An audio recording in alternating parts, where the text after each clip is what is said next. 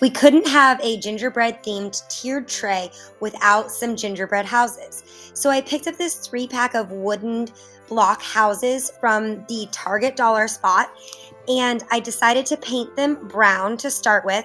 So I used 2 different colors of brown acrylic craft paint that I had on hand, a nutmeg color and then just a brown color. And I got to work painting all sides of my houses. These wooden blocks take paint really well. They're nice and smooth. They rarely need sanded. And so I only needed 2 coats of my paint.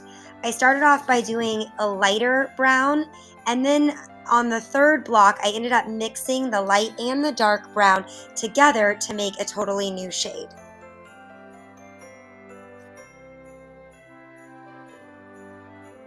Once my houses were all the way dry, it was time to add the detail.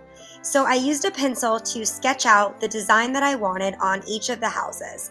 I looked at Google Images to get some ideas of what I wanted my gingerbread houses to look like. This is totally up to you, and you can let your artistic creativity fly.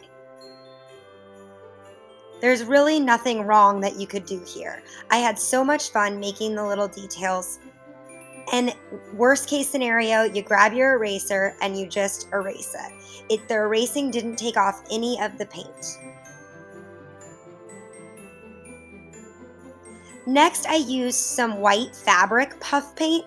Of course, you can use regular puff paint or even a white colored hot glue stick.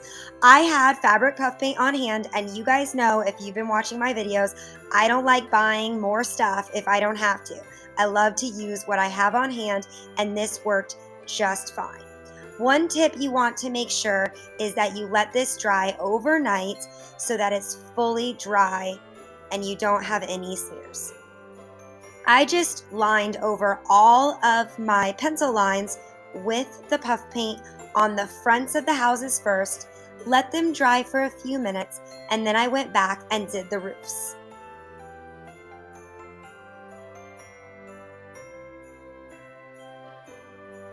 You could add a little glitter on top of the wet puff paint. You could add some fake snow. You're limited only by your imagination here.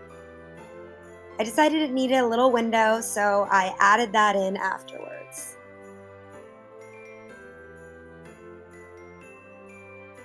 I love how this puff paint makes it look like drippy snow.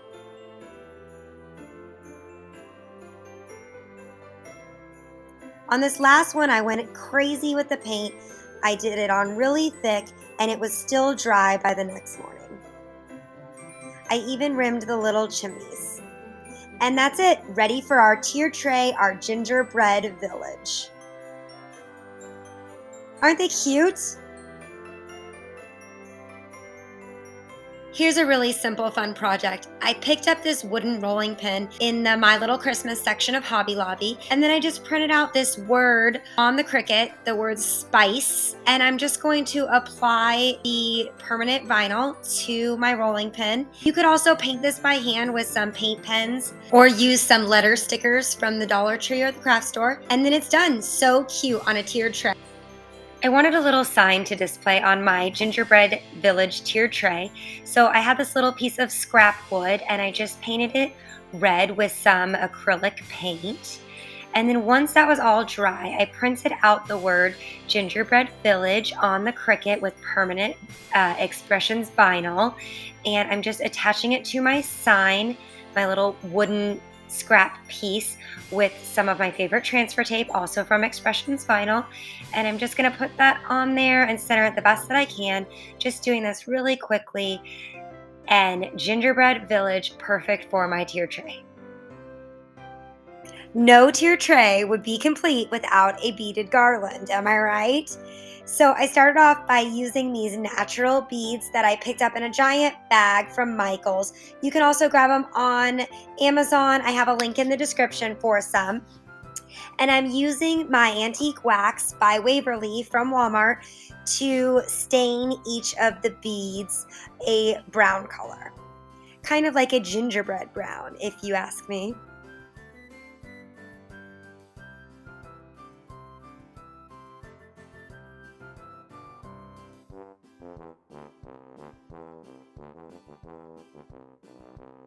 Next up, I took some red yarn. You can pick this up at Dollar Tree. I get my yarn at Joann's.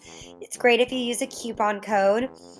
And I cut it to the size that I wanted, actually a little longer than the size I wanted. And I'm using a crochet needle just to thread the beads onto my yarn. At one end, I did make a loop and tied several knots so the beads wouldn't fall off.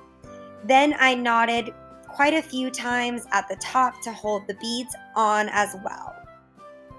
Next up, I'm using these little gingerbread boys that came in a set of 12 from the Dollar Tree. They're little wooden cutouts, and I am painting those with my Waverly Antique Wax as well.